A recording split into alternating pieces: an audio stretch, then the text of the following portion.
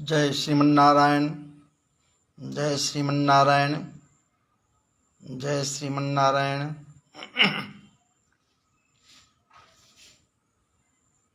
श्री कृष्णाय नमः। वासुदेवाय नमः। वासुदेवाय नमः। गोविंदाय नमः। गोपालाय नमः। माधवाय नमः। श्रीमाधवाय नमः। श्रीमाधवाय नमः। श्रीमाधवाय नमः।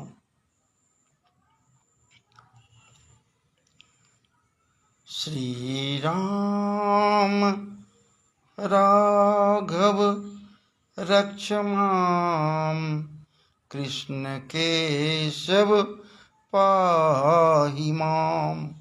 श्री राम राघव रक्ष मां, कृष्ण केशव पाहि मां। श्री राम राघव रक्ष मां, कृष्ण केशव पाहि मां। कृष्ण केशव पाहि मां, कृष्ण केशव पाहि मां। श्री राम राघव रक्ष मां, कृष्ण केशव पाहि मां। श्रीमन्नारायणाय नमः। श्रीमन्नारायणाय नमः। श्रीमन्नारायणाय नमः।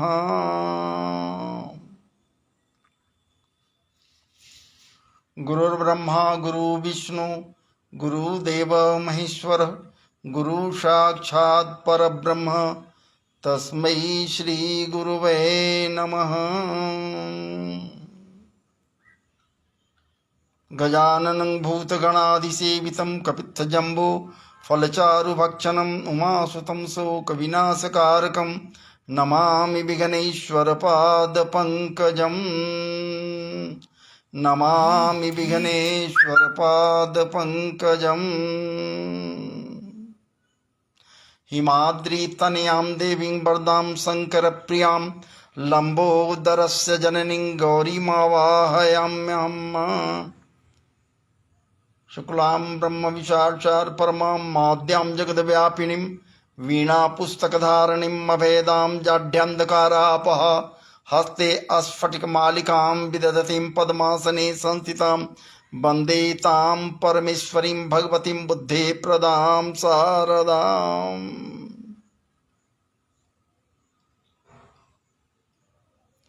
सच्चिदानन्द सच्चिदानन्द रूपाय,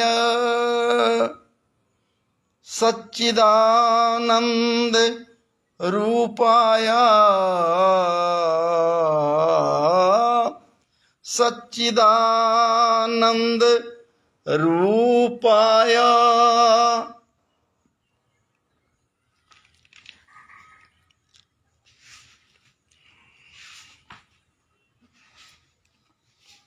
श्री सच्चिदानन्द रूपाय विश्वोत्पत्त्यादि विश्वोत्पत्त्यादि हेतवे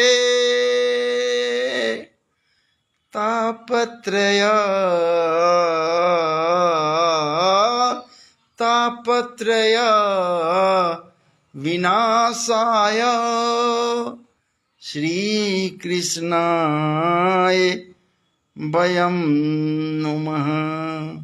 श्रीकृष्णाय वयं नुमः।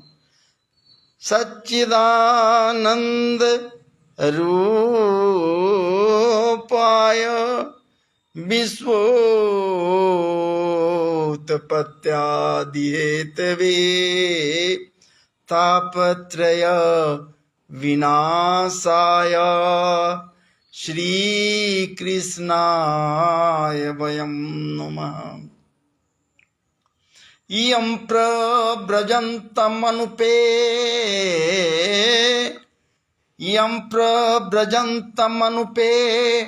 तमपेतकृत्यं इयं प्रव्रजन्तमनुपे तमपेतकृत्यं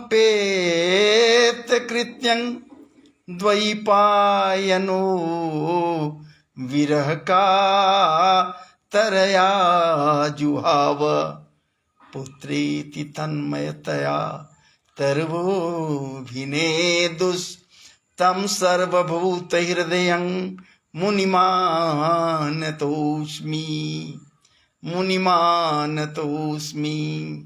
यः स्वानुभावमखिल श्रुतिसारमेक मध्यात्मदीपमतिति तीर्थतां तमोन्धं संसारिणां करुणया पुराणगुह्यं तं व्याससूनुमुपयामि गुरुं मुनीनाम्। वराहपीडं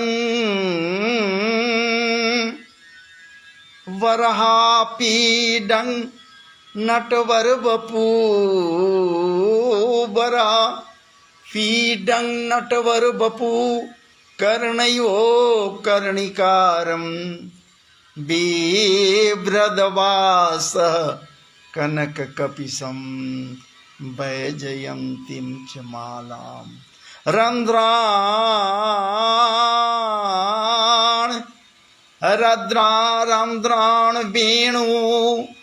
रन्ध्राण वेणु रधरसूदया पूरयन् गोपवृन्दै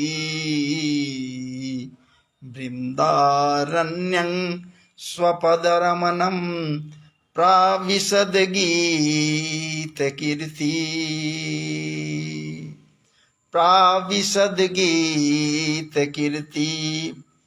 अहो वकीयं स्तनकालकूटं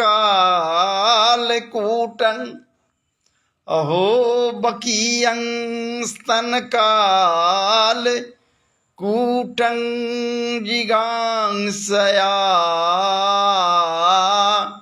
पाययदप्यसाद्भिः लेभे गतिं धात्रुचितां ततोऽन्यं कं वा दयालं शरणं व्रजेम। जन्माद्यस्य जतोऽन्वयादितरतस्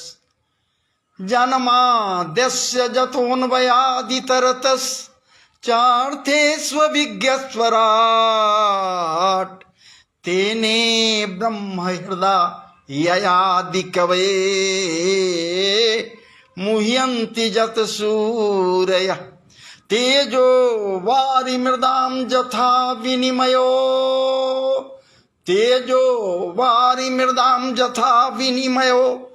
यत्र त्रिसर्गो मृखा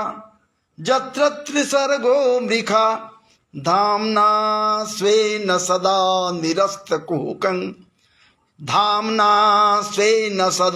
निरस्तकुहकं सत्यं परं धीमहि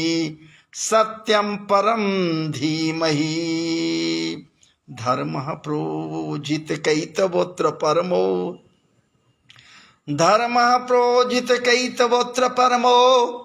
निर्मत्सराणां सतां वेद्यं वास्तवमत्र वस्तु शिवदं तापत्रयोन्मूलनं श्रीमद्भागवते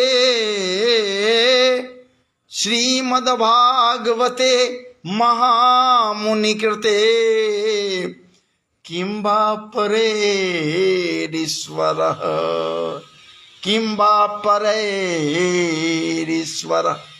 सद्यो हृदयवरुध्य तत्र कृतिभिः शुश्रुप शुभेस्तक्षणात् निगमकल्पतरोर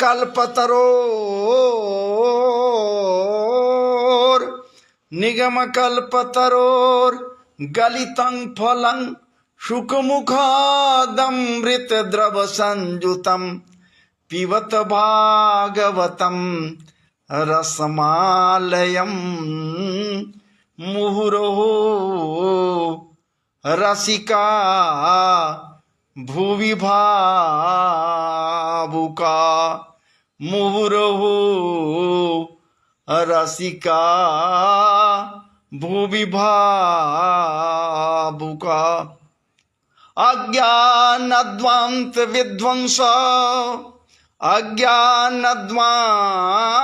विध्वंस कोटि सूरज समप्रभा सुताख्या ही कथा सार मम कर्ण रसायनम भक्ति ज्ञान विरागाप्तो भक्ति ज्ञान विरागाप्तो विवेको वर्धते महान माया मोह निरासश्च वैष्णवैः क्रियते कथम वैष्णवैः क्रियते कथम ओम जय जय श्री राधारमण जय जय नवल किशोर जय गोपी चित चोर प्रभु जय जय माखन चोर जय जय माखन चोर ब्रजे वसन्तं नवनीत चौरम गोपांगणानां चतुष्कूल चौरम श्रीराधिकायां हृदयस्य चौरम चौराग्रगण्यं पुरुषं नमामि चौराग्रगण्यं पुरुषं नमामि।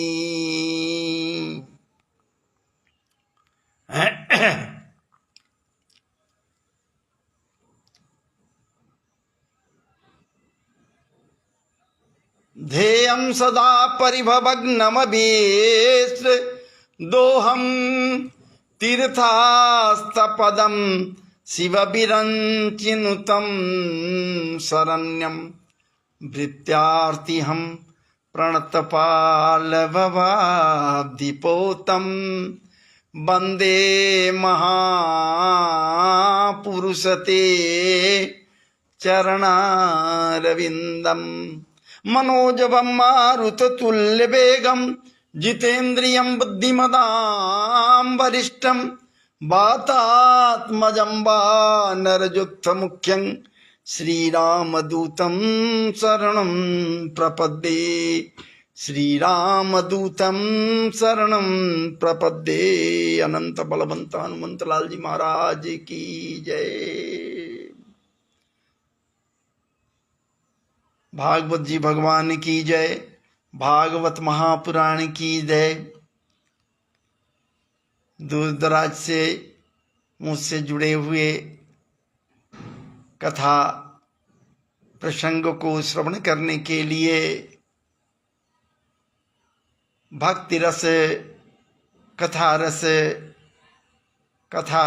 रस से ओतप्रोत या फिर कथा रस संयुक्त कथाकांक्षी भगवत कृपाकांक्षी कृष्ण कृपाकांक्षी मेरे प्रिय अभी हमसे हैं जुड़े हुए भैया पंडित अतुलानंद शास्त्री जी महाराज,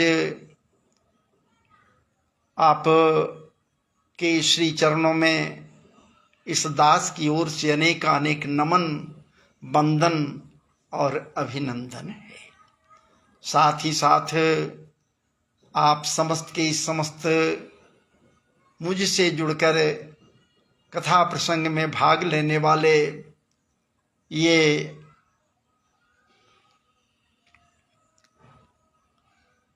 आत्मीय जनों, प्रियजनों, मित्र बंधुओं या फिर जनमानस, आप सबों को भी इस दास की ओर से अनेकानेक प्रकार से राधे राधे, राधे राधे, राधे राधे।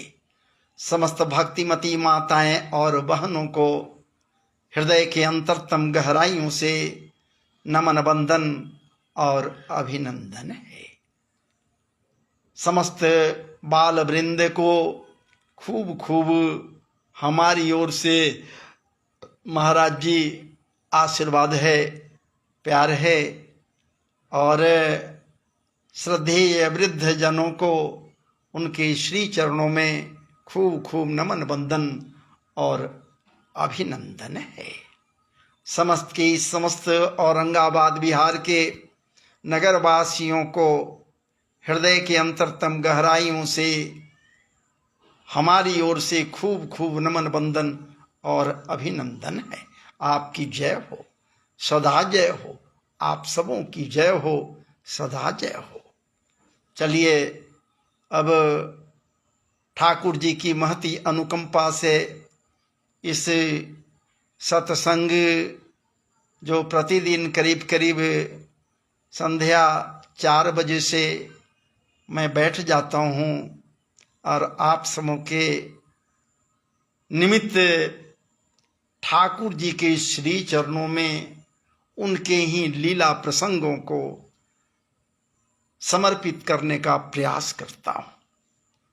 और ये तो सब उनकी कृपा है कि उनकी ही लीला, क्या बात है, आप लोगों के लिए मधुमय लीला, आप लोगों के लिए उनके ही श्री चरणों में समर्पित करने का इस दास को अवसर मिलता है। वरना कहाँ किसी को अवसर मिलता है महाराज जी। हम लोग तो यहां तक कह देते हैं, क्या भैया अगर किसी से कहो क्या यार बैठे रहते हो, चलो ना, कहीं पर भगवत चर्चा हो रहा है, ठाकुर जी के लीला चर्चाओं का गान हो रहा है, चलो ना भैया, झट से वो कह कर निकल जाएगा कि अरे भैया हमें मरने का तो फुर्सत ही नहीं है, तो हम जाएं कैसे वहां, मरने का मौका नहीं है। विचार कीजिए हम कैसे हैं, हम किन मार्गों से गुजर रहे हैं, हम किन किन मार्गों के राही बन गए हैं। क्या ये मार्ग सुलभ है, ये मार्ग सही है? विचार तो करना होगा कि हम कह देते कह रहे भैया मरने का तो फुर्सत ही नहीं है, तो हम जाएं वहां बैठकर कथा सुनने के लिए। विचार करो भैया, जब वो देवी जी आती है, वो देवी जी जब आती है जिसके साथ हम आप हर कोई आया है। बहुत लोग कह देता है महाराज जी कि हम तो अकेला आए हैं, अकेला जाएंगे। क्या आप अकेला आए हो? हम अकेला आए हैं। हम सभी जितने आने वाले हैं ये सब के सब अकेला आए हैं। विचार कीजिए ना। नहीं महाराज जी, विचार जब कीजिएगा, विचारोपरांत निष्कर्ष यही निकलेगा कि अकेला नहीं आया हो भैया, हम सबों के साथ कोई आया है और किसी के साथ जाएंगे। चूंकि कह देते हैं हम सब के सब कि अकेला आए हैं, अकेला जाएंगे, लेकिन नहीं महाराज जी, न हम अकेला आए हैं, हम सभी न अकेला आए हैं और न अकेला जाएंगे। जाना भी होगा तो कोई साथ जाएगी। आज ये आए हैं हम उसी देवी जी के साथ में, उसी देवी जी के साथ में। क्या बात है। और जाएंगे भी उसी देवी जी के साथ में। ये देवी जी हैं कौन? विचार तो करना होगा कि ये देवी जी हैं कौन। घर के भीतर सामाजिक परिवेश में सब कोई आंगन में यदि बैठे हुए हैं, क्या बात है।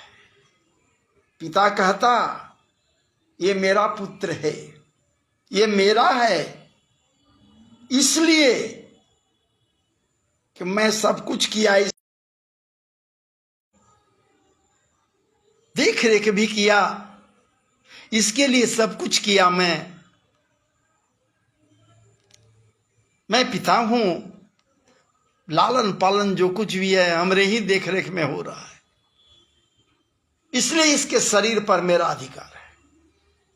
माता कहती कि अरे भैया आप कहने की बात कह रहे हो, मैं तो इसे 9 महीना गर्भ में रखी हूं, बहुत पीड़ा सही हूं, दुख सही हूं, 9 महीने इसको गर्भ में रखी। क्या बात है।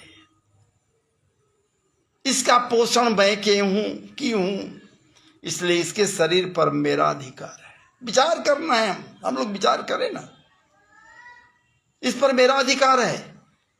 भैया तब तक कहता कि अरे भाई क्या बात कर रहे हो आप लोग, हम लोग सहोदर हैं, हम भी तो इसी उधर से बाहर आए हैं जिसमें ये जिससे आया है, तो हम लोग सहोदर हैं, इसलिए इस शरीर पर मेरा अधिकार है।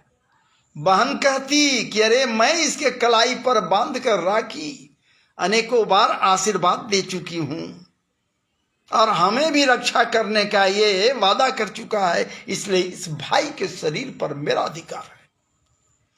तब तक पत्नी कहती है अरे क्या है आप लोग बात कर रहे हो, मेरे साथ 7 वचन इसने दी है, उन वचनों को निभाने के लिए मेरे पति रूप में ये तत्पर है, इसलिए इसके शरीर पर मेरा अधिकार है और इसको भी मेरे शरीर पर अधिकार है।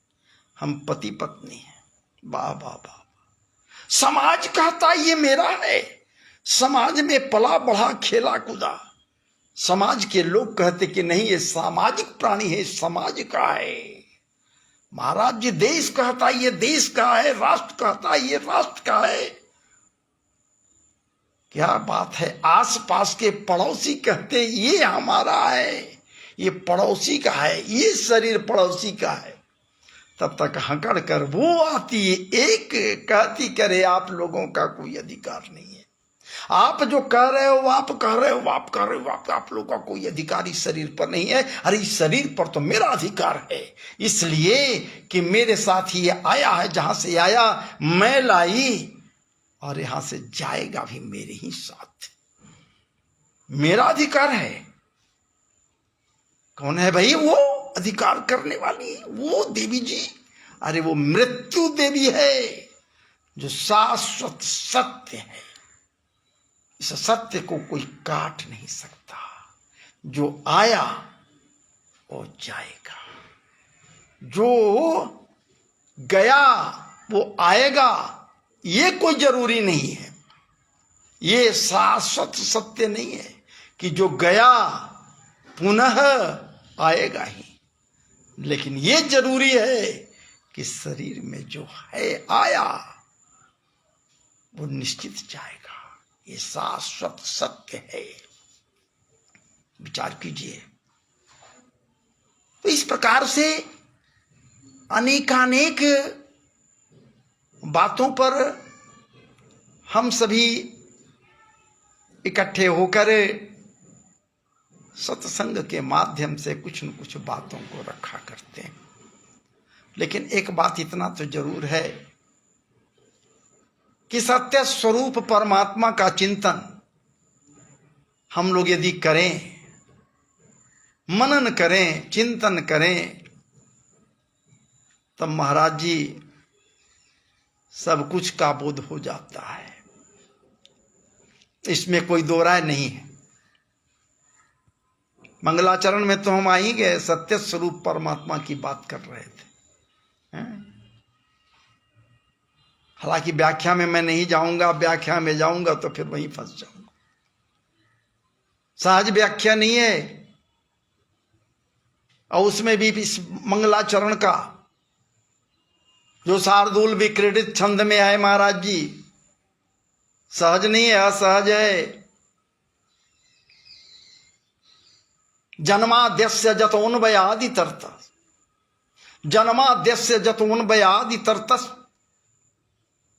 चार्थेष्वभिज्ञ स्वराट तेने ब्रह्म हृदय ये आदि कवे मुह्यंति जत सूर्या तेजो वारि मृदाम यथा विनिमयो जत्र त्रिसर्गो मृखा धामना स्वेन सदा निरस्त कुहुकं सत्यम परम धीमहि।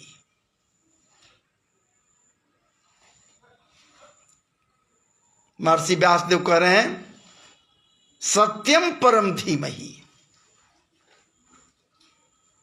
परम सत्य को ध्यान करो। यदि हम कुछ करें हम लोग तो परम सत्य का ही ध्यान करें। ये परम सत्य है क्या? ये परम सत्य है क्या कि ध्यान करें, उसके प्रति विचार करें कि परम सत्य है क्या? ये क्या है वो परम सत्य? ये जानने की अभिलाषा, उत्कट अभिलाषा हृदय में उत्पन्न तभी होगा महाराज जी जब ब्रह्म सूत्र के प्रथम सूत्र का सहारा हम लेंगे। ब्रह्म सूत्र का प्रथम सूत्र है महाराज जी अथातो ब्रह्म जिज्ञासा, अथातो ब्रह्म जिज्ञासा, ब्रह्म को जानने की जिज्ञासा। जिसके हृदय में जिज्ञासा हो गया, जिसके हृदय में उत्कंठाएं जग गई, जो आह्लादित हो गया वो प्रहलादित हो गया महाराज जी। अभिलाषाएं जग गई उसको जानने के लिए, उस परम सत्य को जानने के लिए पहले उत्कट अभिलाषाएं होनी चाहिए अथा तो ब्रह्म जिज्ञासा, जिज्ञासा होनी चाहिए। अगर कुछ क्षण के लिए ब्रह्म की बात से अलग हट जाए, किसी कार्य को करनी है महाराज जी, तो कार्य के विषय में जानना चाहिए ना कि ये कौन सा कार्य है। तो जिज्ञासाएं जगेगी तब ना उसके विषय में जानेंगे महाराज जी। और जब तक हम आप ये नहीं जान जाते हैं कि ये कार्य कैसा है, कौन सा कार्य है, ये सहज कार्य है, दुष्कर कार्य है, पवित्र कार्य है, परिमार्जित कार्य है, परिष्कृत कार्य है, परमोन्नत कार्य है, जब तक ये जान नहीं जाते हैं तो कार्यों में मन लगेगा नहीं लगेगा। इसलिए पहले जिज्ञासा होनी चाहिए। किसी को जानने की जिज्ञासा, विद्या को जानने की जिज्ञासा है तो विद्या को ही ब्रह्म मान लीजिए ना भाई, विद्या को ही मानिए ना। जिसको या करे परम सत्य कुछ अथा तो ब्रह्म जिज्ञासा, ब्रह्म को जानने की बात कर रहे हैं तो विद्या को ही ब्रह्म समझकर विद्या को जानने की जिज्ञासा कीजिए ना। यदि विद्या को जानने की जिज्ञासा कर लिया तो यही तो बात हुई। जिज्ञासा करो ये विद्या है क्या, विद्या को समझो बूझो तब नहीं आगे बढ़ोगे। खेल को जानने की जिज्ञासा, क्या बात है। भोजन पर बैठे हुए हैं तो भोजन को जानने की आवश्यकता, जिज्ञासा आवश्यकता नहीं, भोजन को जानने की जिज्ञासा। उत्कंठाएं, उत्कट उत्कंठाएं, भरपूर उत्कंठाएं। जब तक जिज्ञासाएं नहीं जगेगी तब तक ये कहां से हम पा जाएंगे महाराज जी की चर्व चो से भक्ष भोज्य आम्ल तिक्त कटु कसाई। कैसा है ये मधुर जिज्ञासाएं। ब्रह्म सूत्र का प्रथम सूत्र है जिज्ञासा था तो ब्रह्म जिज्ञासा। यहां कहा जा रहा है सत्यम परम धीमहि, कौन परम सत्य है, किस परम सत्य की बात कही जा रही, तो जब जिज्ञासा होगा तब परम सत्य के विषय में हम सब जान पाएंगे। कैसा है वो, क्या करता है वो परम सत्य। जिस ब्रह्म की बात आप कर रहे हैं वही परम सत्य यदि है, वही ब्रह्म परम सत्य है। महाराज जी वो कैसा है, क्या है, क्योंकि महर्षि वेदव्यास स्पष्ट कर रहे हैं। सांप्रदायिक भावनाएं नहीं है महाराज जी, ऊंचे उठे हुए हैं, बहुत ऊंचे हैं, इतने ऊंचाई पर हैं। अगर ऊंचाई पर नहीं होते तो ये कह देते कि कृष्णम परम धीमहि। अगर ऊंचाई पर होते, ये नहीं होते तो रामम परम धीमहि कह देते। अगर ऊंचाई पर नहीं होते तो शिवम परम धीमहि कह देते। न जाने किसका किसका किसको किसको बोलकर ये धीमहि कह दिए होते, लेकिन यहां क्या कर रहे हैं। महर्षि वेद व्यास कह रहे कि सत्यम परम धीमहि, सत्य, ये परम सत्य की बात कर रहे हैं और सत्यम परम धीमहि कह रहे हैं। तो सत्य किसको धार्य नहीं महाराज जी, कौन धारण नहीं करता है, कौन स्वीकार नहीं करता है सत्य को। सत्य तो हर किसी को स्वीकार है, इस पर कोई उंगली नहीं उठाएगा। क्योंकि यदि ये कह देते कि कृष्णम परम धीमहि, राम भक्त कहते भैया तो फिर ये रामम परम धीमहि क्यों नहीं कह दी कि कृष्णम परम धीमहि कह रहे हैं। अगर ये शिवम परम धीमहि कह दिए होते तो राम भक्त या कृष्ण भक्त कहते कि भैया राम भक्त या कृष्ण भक्त के लिए कृष्णम परम धीमहि क्यों नहीं कहे, रामम परम धीमहि क्यों नहीं कहे, कि साफ कह रहे हैं शिवम परम धीमहि। इसलिए महाराज जी किसी को नाम नहीं लेकर परम सत्य की बात यहां कर रहे हैं कि सत्यम परम धीमहि। यही नहीं, व्यासदेव तो इस बात को कह ही रहे हैं। आगे आप को इन बातों का समर्थन देवताओं के द्वारा भी मिलेगा, क्योंकि व्यासदेव जो कहीं ना वही ना वो जान रहे हैं। क्या बात है, कोई नाम नहीं है। सत्यव्रतम सत्य परम त्रिसत्यम सत्यस्य जोनि निहितम च सत्य। विचार कीजिए, सत्य सत्य सत्य सत्य ही उस ब्रह्म को सत्य से कहकर संबोधित किया ये देवता लोग। प्रारंभ में ये तो कर ही दी इनके सत्यम परम धीमहि। तो ये है कैसा, है कैसा। तो इसी मंगलाचरण की शार्दूल विक्रीडित छंद में आगे मिलता है जन्माद्यस्य जतः, दूसरा सूत्र है। विचार कीजिए, ये दूसरा सूत्र है जन्माद्यस्य जतः।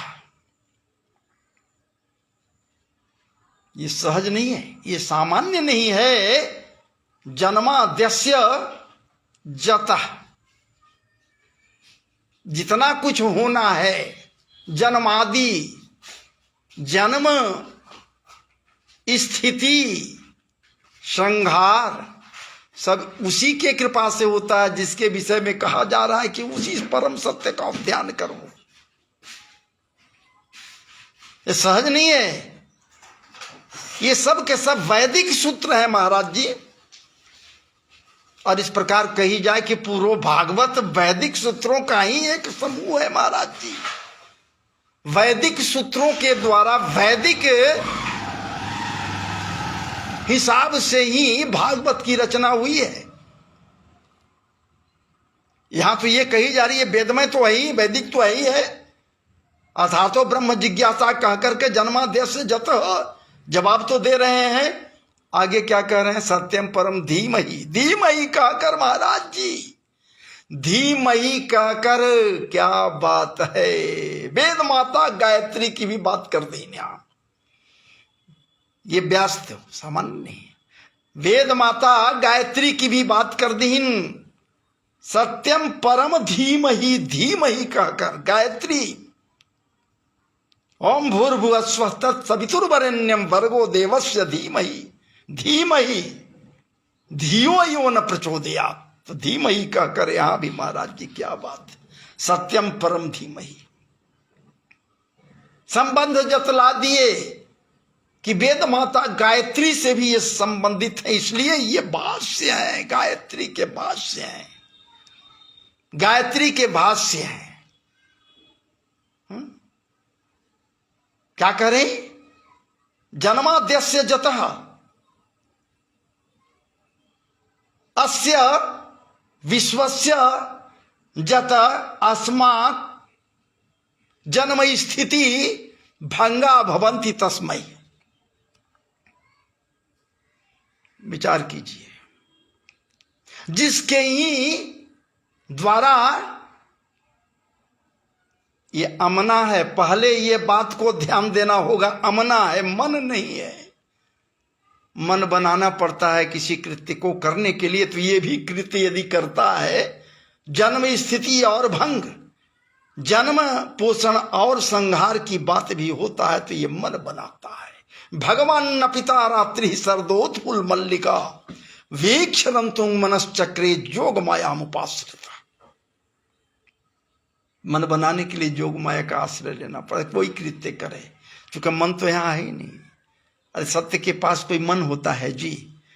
ब्रह्म सत्यात्मक ब्रह्म की उपाधि देवताओं के द्वारा इसे दिया गया है, तो उसको मन थोड़े होता, मन तो है नहीं, मन तो बनाना पड़ता है, मन बनाता है। स्पष्ट हो गया। ये तीन कृत्य जो हैं, ये तीनों कृत्य सब उसी पर ब्रह्म सत्यात्मक ब्रह्म के द्वारा होता है, जिसे कहा जाए सत्यम परम धीमहि। जन्माद्यस्य जतोन्वयादितरत। कहां रहता है भाई? कितना है वो, कहां रहता है? प्रश्न करने वाले अनेक प्रकार से प्रश्न करते हैं, कहां रहता है, कितना रहता है? अजी महाराज जी, वो सत्यात्मक ब्रह्म जिसे कही जा रही है, और सत्य बात कही जा रही है कि जन्माद्यस्य जता, ये सब कुछ उसी से होता है। ये रहता है कहां भाई? जतोन्वयादितरतस, सारे अवयवों में महाराज जी ये अवस्थित है। अन्वयादि, सारे अवयवों में, कण कणिकाओं में कहीं कुछ ऐसा नहीं है जिसमें ये समाहित नहीं है, मिला हुआ नहीं है। कोई ऐसा नहीं है, कोई पदार्थ ऐसा नहीं है जिसमें ये नहीं है महाराज जी। सब में है ये। तो जितना सब में है, क्या उतना ही है ये? नहीं, इतर भी है, इतर भी है। इसीलिए इन बातों को विचार करते हुए महाराज जी महिषियों के द्वारा, विद्वत जनों के द्वारा इसके लिए दो लक्षण दिए हैं। वो एक तटस्थ लक्षण है और दूसरा स्वरूप लक्षण है। एक तटस्थ लक्षण है और दूसरा स्वरूप लक्षण है। अब विचार कीजिए, तटस्थ लक्षण में आइए पहले। ये तटस्थ है, क्यों? तटस्थ का मतलब आप समझ रहे हैं ना? देहात में, ग्रामीण क्षेत्रों में ऐसे भी लोग जहां खेल खेलते हैं, कुछ ऐसे खेल होते हैं महाराज जी, जहां ये कहते हैं कि ये भैया देखो, हम न तेरे तरफ हैं न हम उसके तरफ हैं, हम दाव के दुदेशिया रहेंगे, तटस्थ रहेंगे, हम तटस्थ रहेंगे, हम दाव के दुदेशिया रहेंगे, हम तुम्हारे भी रहेंगे, हम उसके भी रहेंगे। विचार कीजिए, तटस्थ रहेंगे, हम किसी की ओर से हम नहीं रहेंगे, तटस्थ रहेंगे। सही बात होगा उसी को हम जजमेंट करेंगे, गलत नहीं हम बोलेंगे, सही बोलेंगे। जैसे महाभारत काल में महाराज जी सिर्फ उसका सिर ही बचा था बर्बरिक का, ऊंचा पर भगवान वो तटस्थ था, न उसकी ओर से न उसकी ओर से, जो सही बात थी उसी को तो वो रखा था। इन सबों के बीच में जहां ये अहंकारी अहंकार से क्या बात है नाच रहे थे, हम मारे हम मारे हम मारे, बर्बरिक कहा कि नहीं नहीं आप भैया कुछ नहीं किए हो, सही बात मैं बता चुका, मैं तटस्थ हूं, न तेरे ओर से न उसके ओर से। जो कुछ कृत्य हुआ आप सिर्फ लक्ष्य संधान कर रहे हैं, लक्ष्य पर पहुंच रहा है, सुदर्शन जी जा रहे हैं, सारा कुछ हुआ। ये जो है ना, न करते हुए भी सब कुछ यही किए, यही तो है, यही तो वो है सत्य स्वरूप परमात्मा, पर ब्रह्म सत्य स्वरूप, यही तो है जो सब में व्याप्त है। क्या बात है, इसके मर्जी के बिना एक पत्ता भी नहीं हिलता। उस परमात्मा, उस सत्य स्वरूप परमात्मा के मर्जी के बिना कुछ नहीं होता महाराज जी। तो दो लक्षण हो गए, एक तटस्थ लक्षण है और दूसरा स्वरूप लक्षण भी है। एक है उस सत्यात्मक ब्रह्म का कौन सा लक्षण, तटस्थ लक्षण, वो तटस्थ है, और दूसरा उसका लक्षण है क्या, स्वरूप लक्षण है। इन दोनों लक्षणों को जब गहराई से आप समझिएगा, जब इन गहराई से दोनों लक्षणों को समझने के लिए गहराई में जाइएगा तो महाराज एक दर्शन है, वो तो होता है, क्योंकि जो कुछ मैं बोल रहा हूं रस में तो है नहीं, इसलिए ऊब तो होगा, दर्शन है। कथा तो यह है नहीं, दर्शन है। विचार कीजिए, साफ कह रहे हैं वो परमात्मा सब में है, मानवों ही नहीं, जो मानवोचित व्यवहार करने वाले हैं वही नहीं। क्या बात है, वो परमात्मा, वो सत्यात्मक ब्रह्म जिसकी चर्चा हो रही है, कहते हैं कि तटस्थ है, उसका एक लक्षण है, वो सब में है महाराज जी। क्या बात है, जड़ चेतन अंडज उद्भिज तुरीय वर्धज, कहीं कोई ऐसा नहीं है जिसमें वो नहीं है, उसके अंदर किसी प्रकार की कोई भावना नहीं है महाराज जी। हमारे आपके मन में ये भावनाएं हो सकती हैं कि कीरात हुणांग्र पुलिंद पुलकसा आभीर कंका जबना खसा दयो अन्य च पापा जदुपाश्रयाश्रय शुद्ध्यंति तस्मई प्रभविस्नमई नमः।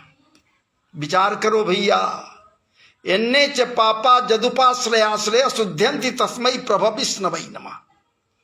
वो शुद्ध हो जाता है वो भी, और उसके हृदय में भी ये है। हृदय कहां नहीं है, सब में ये महाराज जी है। तो क्या उतना ही है ये? नहीं महाराज जी, उतना ही नहीं है, इतर भी है। त्रिपादुर्ध्वोदयित पूरुख, तीन पाद तुम में तो सब जगह है ही है, लेकिन एक पाद में तो पूरा का पूरा है, और दो पाद में सोच लीजिए। पुरुषोक्त में आया है त्रिपादोर्ध्वोदयित पूरुखा पादशा विश्वा भूतानि त्रिपादस्यामृतंदुभि, त्रिपादोर्ध्वोदयित पूरुखा। विचार करना होगा, इसके प्रति भी जाना होगा, सोचना होगा। ये वेदमय परब्रह्म सत्यात्मक ब्रह्म जो सब में समाहित है, जितना समाहित है उससे अधिक, उससे ज्यादा और जगहों में है, सब जगह महाराज जी। जैसे दृष्टांत देते हुए कह रहे हैं कि मान लिया कोई कुंभकार घड़ा बनाया, आप ही घड़े से मिट्टी से कोई कुछ बना लिया, कोई बर्तन आप बना लिया, घड़ा बना लिया, या कोई बना लिया पात्र मिट्टी का बनाया, वो पात्र प्योर मिट्टी है, मिट्टी के अलावा कुछ है उसमें क्या? अब नहीं है, पहले था, मिलाए आप जरूर जल को, मिट्टी को सान कर धोंधा बना दिया, वो अब है या नहीं है? उड़ गया, साफ हो गया, अब तो सिर्फ मिट्टी ही मिट्टी उसमें है। मिट्टी के अलावा उसमें कुछ है क्या? कुछ नहीं है उस मिट्टी के अलावा, तो क्या इतना ही मिट्टी है? जो घड़ा में मिट्टी लगा दिया आप, मिट्टी के बर्तनों में जितना मिट्टी लगा दिया, तो क्या इतना ही मिट्टी है? अगर इतना ही मिट्टी है तो आप हो कहां भैया? मिट्टी पर नहीं हो क्या? ये मिट्टी जो लगा दिया वो तो लगा ही दिया, उससे इतर भी मिट्टी ही मिट्टी है, जिधर देखो सब जगह मिट्टी ही मिट्टी है। विचार करो, रोटी बना रही है माताएं, आटा ली, जल मिलाई, गूंथ दी, रोटी बना दी, आटे से रोटी बना दी, तो क्या उस रोटी में आटा सिर्फ उतना ही है? इसके अलावा कहीं आटा नहीं है? अजी महाराज की आटा की कौन कमी है? और जगह भी तो आटा है। बस इसी प्रकार से हम सबों को मानना होगा, समझना होगा, वो परमात्मा, वो ठाकुर जी सब में निहित है, सब में है, कहीं ऐसा नहीं है। प्रत्येक मानवों में, प्रत्येक जीवों में, जीवधारियों में वो ठाकुर जी अन्वय आदि और इतर भी है, उसमें मिला हुआ भी है और अलग भी है। जन्माद्यस्य जतोन्वयादि तरतस, इतर भी है, अलग भी है, सब में है। जन्माद्यस्य जतोन्वयादि तरतस चार्थेष्वभिज्ञ स्वराट, अर्थेषु चार्थेषु अभिज्ञ है, अभिज्ञ है, निगम है, उसे कोई जान नहीं सकता, आसानी से समझ नहीं सकता, आसानी से पकड़ नहीं सकता, अभिज्ञ है, अभिज्ञ स्वराट है, सामान्य नहीं है। विराट तो है, स्वराट भी है महाराज जी, स्वयं प्रभा है, समुज्वल है, ये स्वतंत्र है। क्या बात है! वो ठाकुर, वो सत्यात्मक ब्रह्म जिसके विषय में ये कहा जा रहा है, तटस्थ लक्षण के विषय में कही जा रही है, स्वराट है, स्वयं प्रकाश है, वो किसी से प्रकाश लेता नहीं, उसके प्रकाश से सूरज भी चमकते, उसके प्रकाश से ताराएं भी चमकते, उसके प्रकाश से चंद्रमा भी प्रकाशित। आजी महाराज जी उसी के प्रकाश से हम सब जितना कुछ देखने वाले हैं, जो देख रहे हैं, यदि उसका प्रकाश न हो तो हम सब भी अंधे हो जाएं महाराज जी। विचार करो, अनेकानेक प्रकार से व्याख्याओं में जाया जा सकता है, लेकिन चलिए आज इतना ही व्याख्याओं में अभी आपके समक्ष और लक्षणों को रखते हुए इसका विवेचन हम पूरा करेंगे। अब जिसके लिए हम बैठे हैं महाराज जी, आज वहाँ आइए, कुछ देर वहाँ चलें, समूल मूल रूप से प्रतिदिन हम आप बैठकर जिन चर्चाओं में बैठ रहे हैं महाराज जी की, ठीक है भागवत जी के गहराई में हम लोग जा रहे हैं, तो एकाएक हृदय में उत्कंठाएं उठी, आपके समक्ष कुछ अभी लेकर उपस्थित हो गया। इस दास के द्वारा जो कुछ था उसे मैं आपके समक्ष रखा, लेकिन अब आइए हम लोग उस प्रसंग में चलें जिस प्रसंग में आज से नहीं, आज हम लोग करीब करीब 4-5 दिनों से लगे हुए हैं इसी प्रसंग में, और आपको विदित भी है कि कौन सा प्रसंग है। ये महाराज जी बालक ध्रुव जी का ये प्रसंग है, और इसी प्रसंग में हम सब के सब अभी लगे हुए हैं। और ध्रुव जी का जो प्रसंग है कोई साधारण नहीं है, छोटा नहीं है। अगर गहराई से कोई नहीं जाए महाराज जी, तब तो सहज है एक कथा है, ऐसे हुआ कहकर हम लोग या सब लोग निकल जाएंगे। लेकिन सबसे बड़ी बात है, इस बालक के चरित्र पर जब एक नज़र दृष्टिपात करेंगे तो क्षत्रिय पुत्र तो है ही ये ध्रुव, बालक ध्रुव, और साथ ही साथ ध्रुव का मतलब ही होता है महाराज जी दृढ़ इच्छा शक्ति वाला, धैर्य धारण करने वाला भी। और जिसके पास दृढ़ इच्छा शक्ति है उसी को ध्रुव भी कहा जाता। ध्रुव ये बालक है, सही बात है। बालक दिखलाया गया महाभागवत जी में या जहां कहीं भी कथाएं दी गई ध्रुव जी के विषय में, कथाओं के द्वारा हम सब मानवों को एक शिष्टाचार दिया जा रहा है। एक महाराज जी दिशा निर्देश किया जा रहा है कि एक बालक जब ऐसा नैष्टिक हो सकता है, ऐसा दृढ़ इच्छा शक्ति वाला हो सकता है बालक, तो क्या आप नहीं हो सकते हो?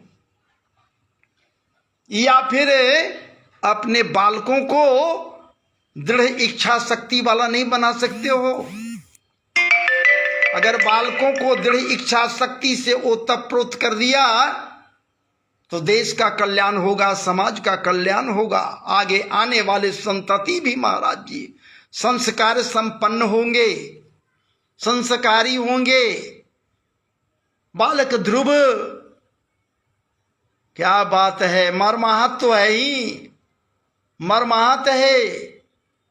दुख उसे है, बहुत दुख है।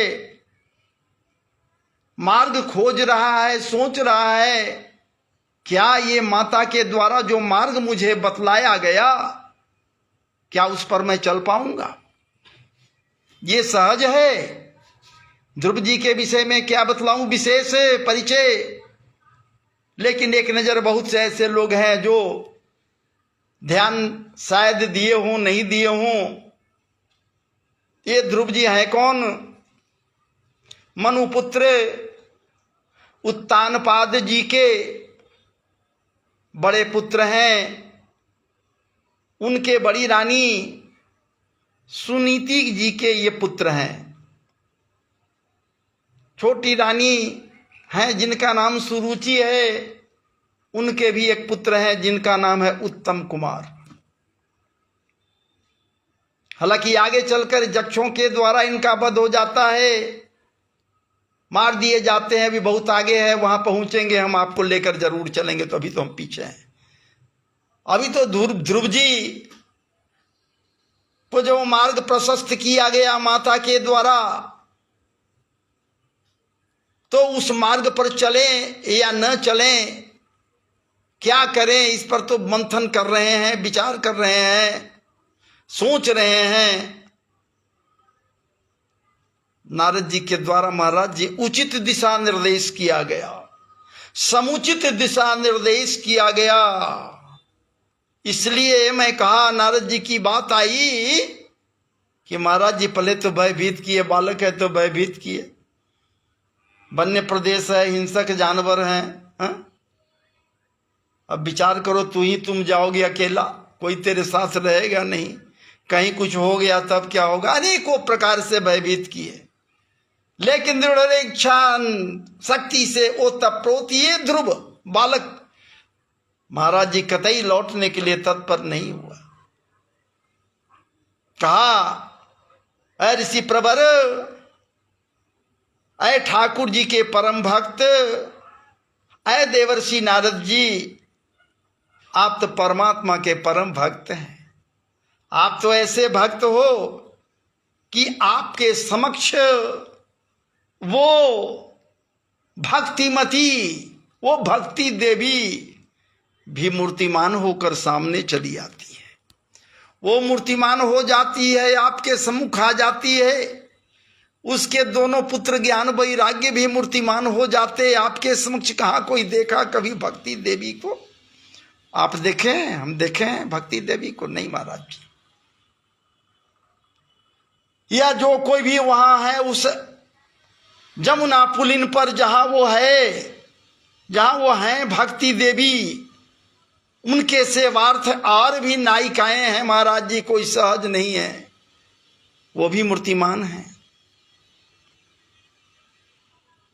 ऋषिवर, हे ऋषिवर, आप हमें कृतार्थ कीजिए, कृतार्थ कीजिए, कृतार्थ कीजिए। मैं लौट कर नहीं जा सकता। कैसे उनको सहजता से हम पालेंगे? कौन सा सहज मार्ग है? मैं बालक हूं, मुझे पता है, सुना मैं कि कोटि कोटि प्रकार से जतन करते करते करते करते लोग गुजर जाते हैं, फिर भी उसका आश्रय नहीं मिलता, वो दर्शन नहीं देता। मैं तो बालक हूं। इसलिए आप मुझे दिशा निर्देश कीजिए, आप मुझे मार्ग बतलाइए, कौन सा ऐसा मार्ग को पकड़ लूं जहां से उस ठाकुर जी को पालूं। मैं सुना हूं कि मुकं करोति वाचा लंग पंगु लंघे ते गिरिम जत कृपा तम हम बंदे परमानंदन माधवम। परम आनंद वो है स्वयं, इसलिए परम आनंद कारक लोगों को बना देता है। आनंद उसका नाम है, परमानंद है, वो सबको आनंदित कर देता है, आह्लादित कर देता है। इसलिए हे देवर्षि, हे ऋषि प्रवर, आप मुझे कुछ सरल मार्ग बतलाइए जिससे मैं उन मार्गों पर चल करके ठाकुर जी को प्राप्त कर सकूं, दया निधान को प्राप्त कर सकूं, और दया सिंधु में मैं, आह क्या बात है, निमज्जित हो सकूं। अमृतमयी वाणी को सुनकर मैं कृतार्थ हो जाऊं, अमृतमयी वचनामृत में मैं निमज्जित हो सकूं, मैं धन्य धन्य हो जाऊं। आप कुछ ऐसा मार्ग बतलाइए। आपके ऊपर तो उनकी बड़ी कृपा होती है, मैं सुना हूं। इस प्रकार से सच पूछिए,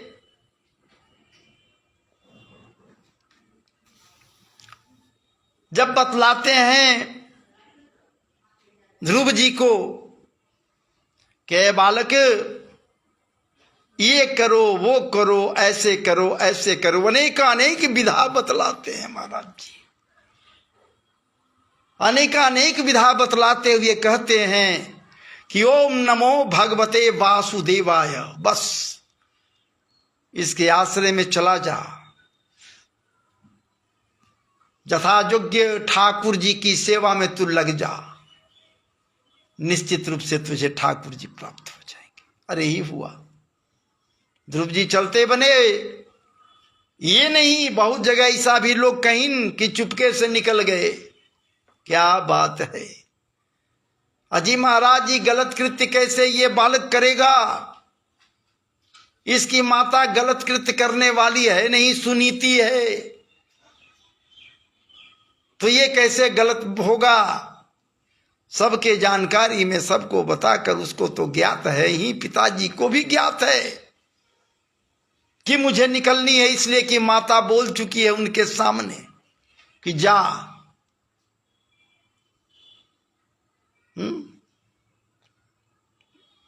राजा हैं, उनको सूचनाएं मिल चुकी हैं, नहीं मिली हैं सो बात नहीं।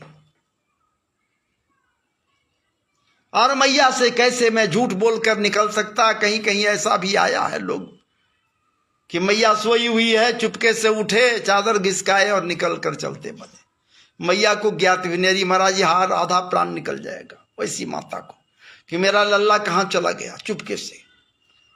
लेकिन नहीं, वो तो कहकर जा रहे हैं कि हम जा रहे हैं परमात्मा को ढूंढने के लिए। भागवत जी कह रहे हैं मैं नहीं कह रहा हूं। और निकल गए, जानकारी में निकल गए। जान रही है कि हमारा छौना, हमारा लल्ला निकला जा रहा है, चले गए। जाने के पश्चात महाराज जी ये हमारे देवर्षि नारद क्या किए? वो तो तपोवन के लिए निकल ही गए। ध्रुव जी उसके बाद क्या हुआ? तपोवनं गते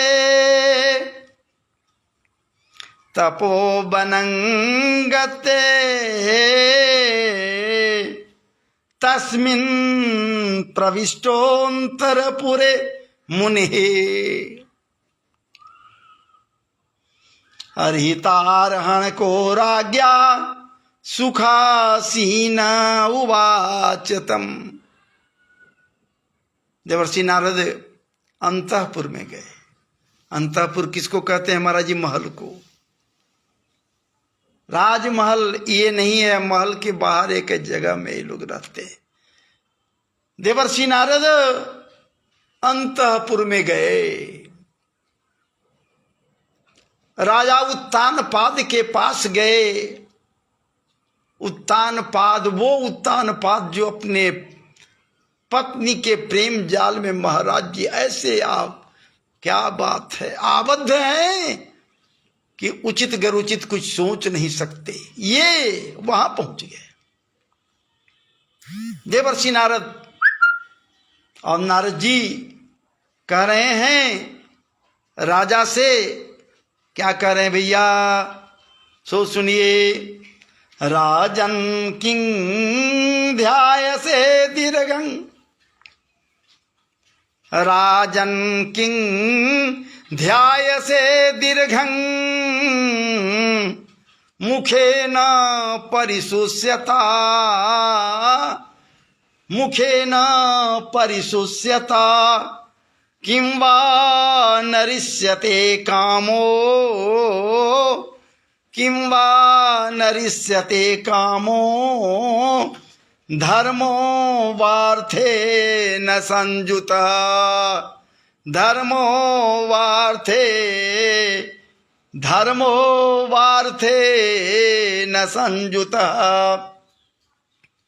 पूछ रहे हैं राजा से, हे राजन हमें ये तो बतलाइए कि आप राजा हैं, सामान्य राजा नहीं हैं, आप उत्तानपाद जी हैं, मनु पुत्र हैं, मनु जी के पुत्र आप हैं, और तो और ब्रह्मा जी के आप पौत्र हैं। अब आप हमें ये बताइए आपकी चिंता क्या है? मुखं च परिशुष्यति, आपका मुख सूखा हुआ है, 12 बज रहा है, ऐसा प्रतीत हो रहा है मानो आपका बहुत प्यारा कुछ ऐसा चीज खो गया है। तन कंपायमान हो रहा है, मन विचलित हो रहा है, और नेत्र जल प्रपूरित हैं, आपके नेत्रन जल प्रपूरित हैं। मेरी समझ में नहीं आ रही है क्या बात है। और क्या आपके पुरुषार्थों में कोई कमी हो गई है क्या? विचार कीजिए। पुरुषार्थों, पुरुष के पास पुरुषार्थ ही सर्वोपरि चीज है महाराज जी। क्या है वो? 4 पुरुषार्थ होते हैं, धर्म, अर्थ, काम और मोक्ष। ये पुरुषार्थ कहे गए हैं। तो क्या आपके पास से ये पुरुषार्थ गायब हो गए हैं क्या? यदि आपके पास से गायब होते और ठाकुर जी के श्री चरणों में इन पुरुषार्थों को समर्पित कर दिए होते तो आपका तो कल्याण हो जाता।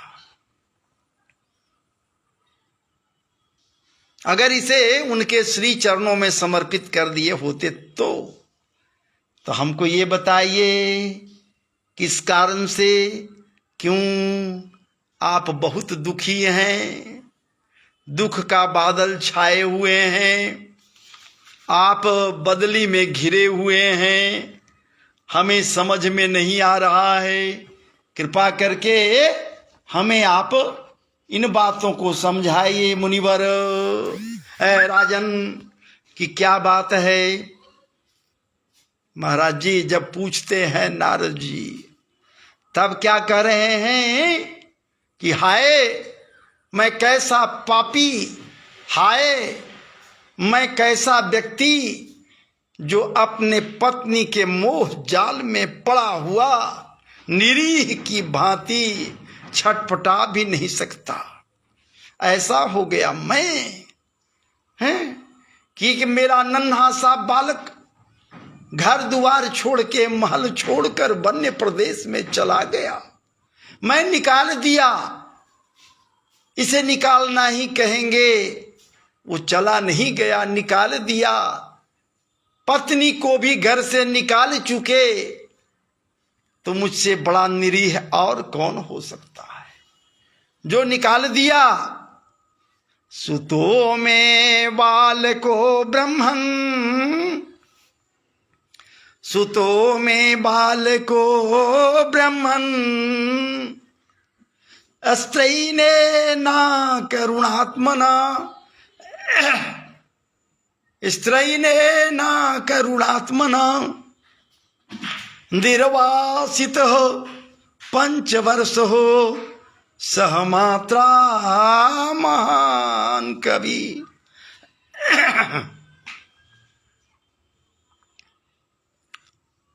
आप्यनार्थ बने ब्रह्मन आस्मदंत्यर्भकं वृका श्रांतं शयानं क्षुदितं परिम्लान मुखाम्बुजम।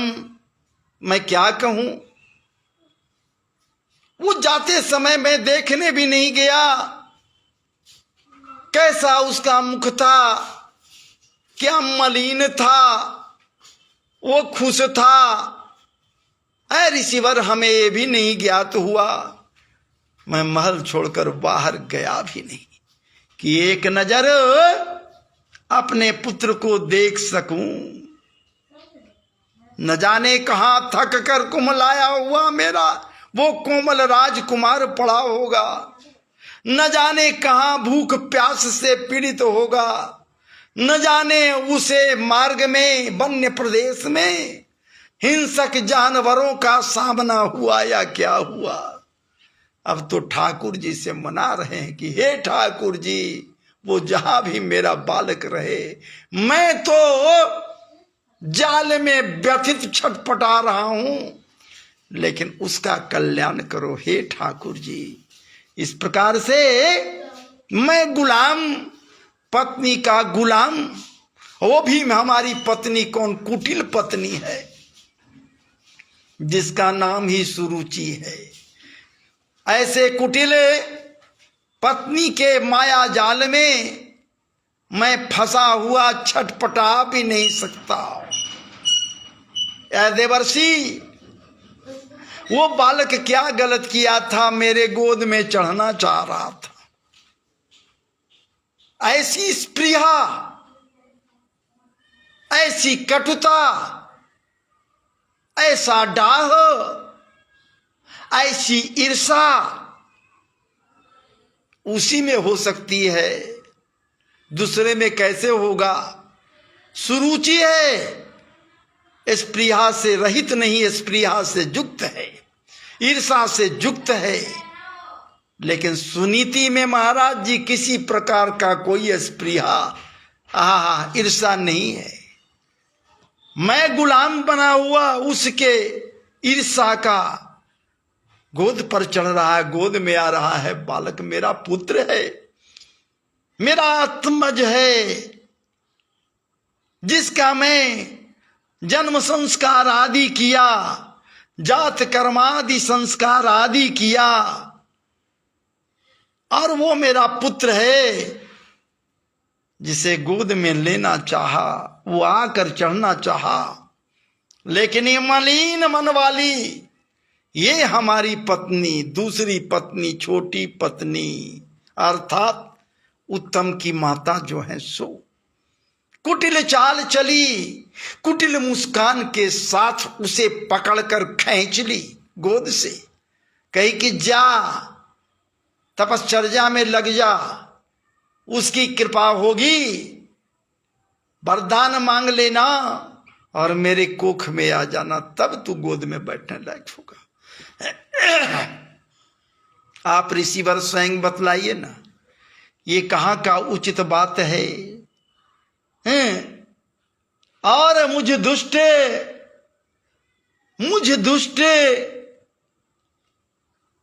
मैं भी दुष्ट, वो भी दुष्ट, मैं दुष्ट कि मैं कुछ बोला नहीं, ऐसा कुछ कर दी, और वो दुष्ट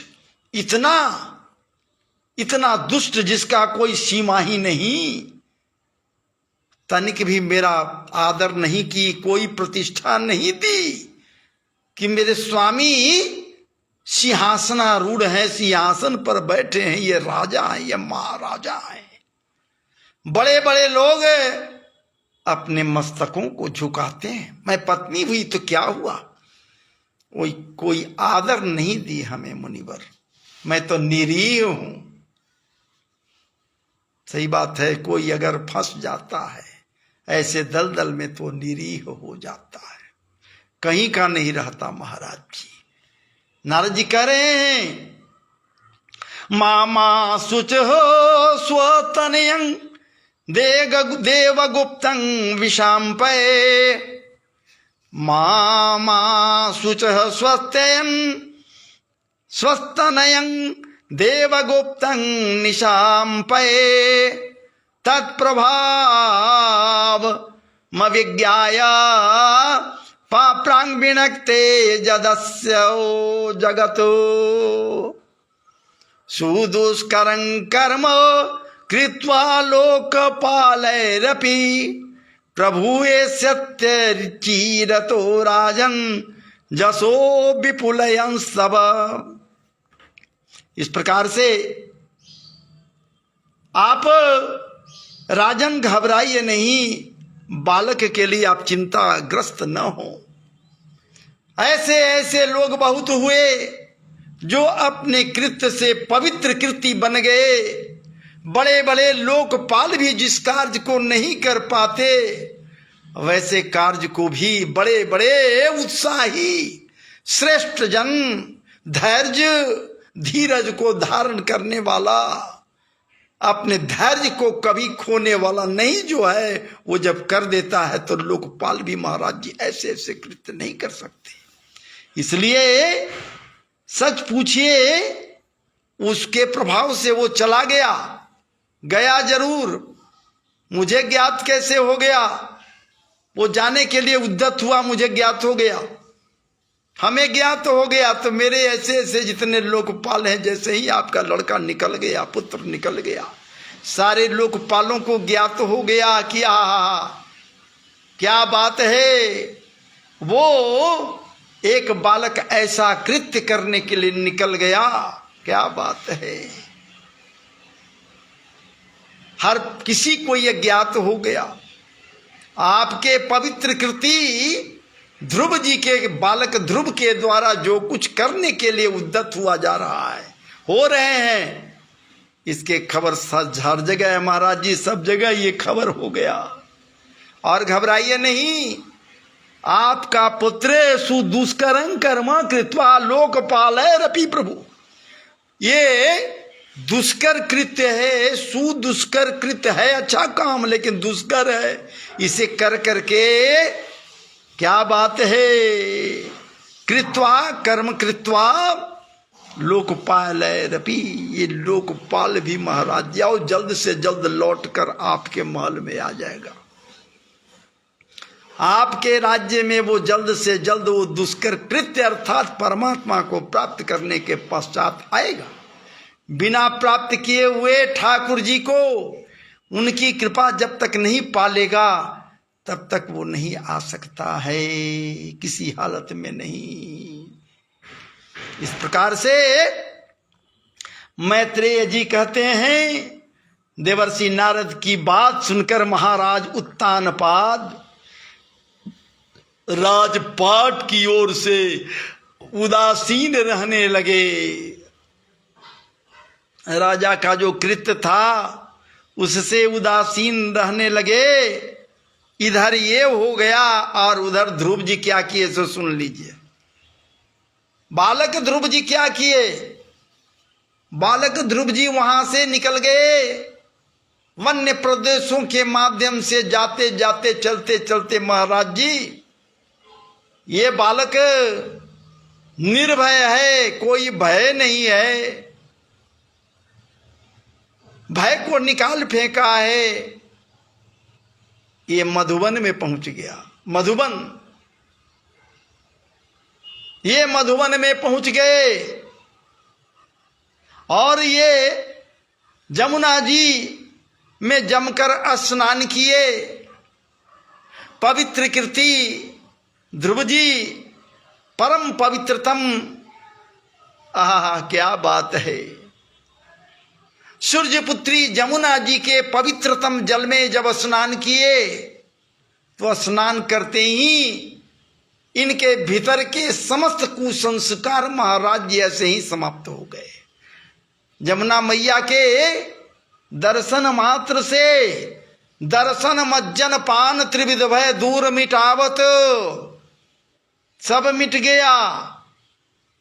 तीनों प्रकार का भय मिट गया। जमकर स्नान करते हैं बालक ध्रुव जी। स्नान आदि से निवृत्त होने के पश्चात ये उस रात्रि को, जिस रात्रि को मधुबन में पहुंचे स्नान करने के बाद, जहां जगह मिला एक वृक्ष के नीचे बैठ गए और रात्रि में महाराज जी उपवास किए।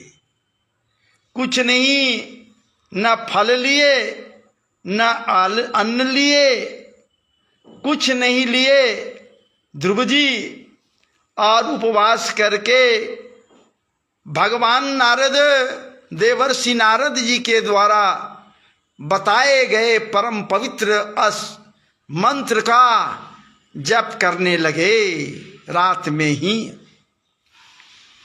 ओम नमो भगवते वासुदेवाय। एकाग्र चित्त से श्रीमन नारायण प्रभु की उपासना में अपने आप को लगा दिए। बालक ध्रुव जी श्रीमन नारायण प्रभु के उपासना में अपने आप को लगा दिए। तत्राभिषिक्त प्रयत स्तपा स्तामुपोख्य विभावरिम समाहित परियचर दृश्या देशे न पूरुखम। वो परम पुरुष परमात्मा श्रीमन नारायण प्रभु के चिंतन में अपने आप को लगा दिए और जप करने लगे, ध्यान लगा दिए। उनके रूप लावण्य के प्रति अपने मन को लगा दिए, चित्त को लगा दिए। उन्होंने 3-3 रात्रि के अंतर से शरीर निर्वाह के लिए केवल एक कैथ और बेर के फल को खाकर श्री हरि की उपासना करते हुए 1 महीना बिताए। ध्रुव जी महाराज 1 महीना तक बिता दिए बैर का फल और कैथ, एक कैथ खा करके। दूसरे महीने में उन्होंने 6 दिन के पीछे सूखे हुए घास और पत्ते खाकर भजन करना प्रारंभ, भजन बंद नहीं है, भजन करना प्रारंभ कर दिए। विचार कीजिए, 6 दिन के पीछे सूखे हुए पत्ते और घास खा खा करके। तीसरा महीना 9 दिन केवल जल पीकर, 9 दिन मात्र जल पीकर समाधि योग के द्वारा श्री हरि की आराधना ध्रुव जी के द्वारा होने लगा।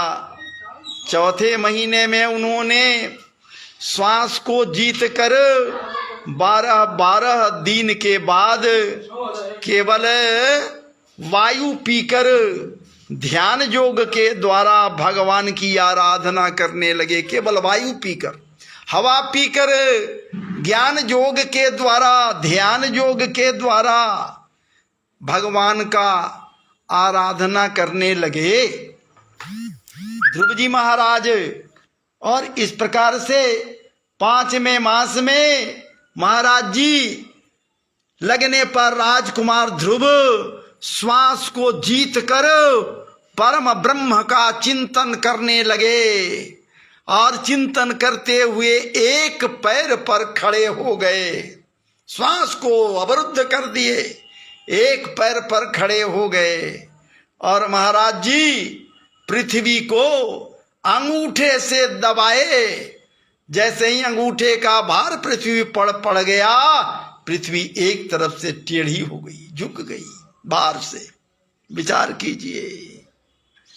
और उन्होंने शब्दादि विषय और इंद्रियों के नियामक अपने मन को सब ओर से खींच लिया तथा हृदय स्थित हरि के स्वरूप का चिंतन करते हुए चित्त को किसी दूसरी ओर जाने नहीं दिया। खींचकर उस अनंतानंत विभूषित में महाराज जी चित्त को लगा लिए, बस और कहीं नहीं, इधर उधर नहीं जाएगा। जिस समय उन्होंने महदादि संपूर्ण तत्वों के आधार तथा प्रकृति और पुरुष के भी अधीश्वर पर ब्रह्म को धारण किया, उस समय उनके तेज के न सह सकने के कारण तीनों लोक कांप उठे। तीनों लोग कांप ही नहीं उठे, बल्कि महाराज जी ऐसा हो गया कि सबकी सांसें रुक गई। कैसे भैया, क्या हुआ? पदई कपादे न पार्थिवार्वक, पदई न पादे न पति वार्भक, अस्तस्थौ तदंगुष्ठ निपीडिता मही, न नाम ताम्रार्थ विभेन्द्र देष्टिता, तरी बसव्ये तरतः पदे पदे। महाराज जी इस प्रकार से तस्मिन् विद्यायति विश्वमात्मनो द्वारं निरोध्या सुमनन्यया धिया, लोका निरुक्ष भाषा निपीडिता वृषं, सलोकपाला शरणं जजूर हरिम। जैसे ही श्वास को अवरुद्ध किए महाराज जी, सृष्टि में सबका सांस रुकने लगा, सांस अवरुद्ध हो गया। अनन्य बुद्धि से विश्वात्मा श्री हरि के को ध्यान करने लगे। पृथ्वी तो पहले से ही डगमगा रही है, इनके अंगूठे के भार से चापने के पश्चात, और जब ये श्वास को अवरुद्ध किए तो समष्टि का श्वास रुक गया। समष्टि का श्वास रुक गया, लोकपालों की बहुत पीड़ा हुई और तत्क्षण ये सब के सब देवता लोग दौड़े हुए नारायण प्रभु के आश्रय में पहुंचे। क्या कह रहे हैं इसे सुनिए। नैवं विदामो भगवन् प्राणरोधं, नैवं विदानो भगवन् प्राणरोधं, चराचरस्याखिल सत्वदाम्नः, विधेहि तन्नो वृजनाद् विमोक्षं, प्राप्ता वयं त्वां शरणं शरण्यं। हम सब आपके शरण में लाचार होकर हे प्रभु आए हैं। बालक ध्रुव जी के तपश्चर्या के कारण, श्वासावरोध के कारण हैं, जंगम स्थावर जीवों सबका प्राण अवरुद्ध हो गया है प्रभु जी। ऐसा पहले कभी न हुआ है, लगता है कि कभी होगा भी नहीं। आप कृपा कीजिए नारायण, और नहीं ऐसा हुआ तो न जाने क्या हो जाएगा। ठाकुर जी कह रहे हैं, सो सुनिए, ठाकुर जी कह रहे हैं, करें माँ भैष्टबालं तपसो दुरतया निवर्तई से प्रतियात स्वधाम जतो ही वह प्राण निरोधयासी दौतान पदिर्मयी संगतात्मा। अय देवगण, आप घबराइए नहीं, ये डरिए नहीं, कुछ नहीं होगा। ये ध्रुव जी को सिद्धि प्राप्त हो गई है। अब जब सिद्धि प्राप्त हो गई है, जिस कामना से वो तपश्चर्या में लगे हुए थे, प्राणवायु का संचार भी रुक गया, तो मैं जा रहा हूं, आप घबराइए नहीं। अब जल्द से जल्द ध्रुव जी को भी तपस्या से, तपश्चर्या से निवृत्त कर दूंगा, ठाकुर जी कह रहे हैं। और ध्रुव जी के समक्ष महाराज जी ठाकुर जी प्रकट हो गए। कैसे, किस भाव में, क्या बात है। ठाकुर जी वहां पहुंच गए। सशंक चक्रं सकरीट कुंडलम सपीत वस्त्रम सरसीरुहेक्षणम सार वक्षस्थल कौस्तुभिश्रियम नमामि विष्णु शिरसा चतुर्भुजम। बस महाराज जी चतुर्भुजी रूप में ठाकुर जी वहां प्रकट हो गए ध्रुव जी के समक्ष। और इस प्रकार से आज की बात, आज की कथा का विराम यहीं पर हो रहा है। और आगे की कथा कल मैं आपके समक्ष 4 बजे से बैठूंगा। तब तक के लिए इस दास को आप लोग क्षमा करें। और आपसे निवेदन होगा, आप निश्चित रूप से जो लेट से आए, नहीं समझ सुन सके, वो यूट्यूब पर जाइएगा। इसको मैं डाउनलोड कर दूंगा, अपलोड कर करके अपने चैनल राधा कृष्णा चैनल का नाम है, या फिर यूट्यूब पर मेरा नाम डालिएगा BRAJESHWAR ब्रजेश्वर MISHR, और डाल करके जब उस पर ओके कीजिएगा, मेरा चैनल खुल जाएगा। वहाँ जाकर आपको पूरा वीडियो ये मिल जाएगा सुनने के लिए। लाइव में उस पर कीजिएगा तो उसमें, तो इस प्रकार से आप एक लाइक ज़रूर कीजिएगा, बने तो कमेंट कीजिएगा, नहीं बने तो मत कीजिएगा। अब तक कमेंट तो कोई करता ही नहीं। चलिए, बड़ी अच्छी बात है। आप सबों को राधे राधे है महाराज जी। और ख़ास करके अमूल्य समय निकालकर हमसे पंडित अतुलानंद शास्त्री जी महाराज जुड़े और जुड़कर कथा प्रसंग का आस्वादन किए, और अपने कृपा के द्वारा मार्गदर्शन देकर इस दास को कृतार्थ करेंगे। तो आइए, अब मुझे आप आदेश दीजिए। मैं कथा से विराम ले रहा हूँ, आपसे विलग हो रहा हूँ। तो जय जय श्री राधे, जय जय श्री राधे, जय जय श्री राधे, जय जय श्री राधे, जय जय श्री राधे।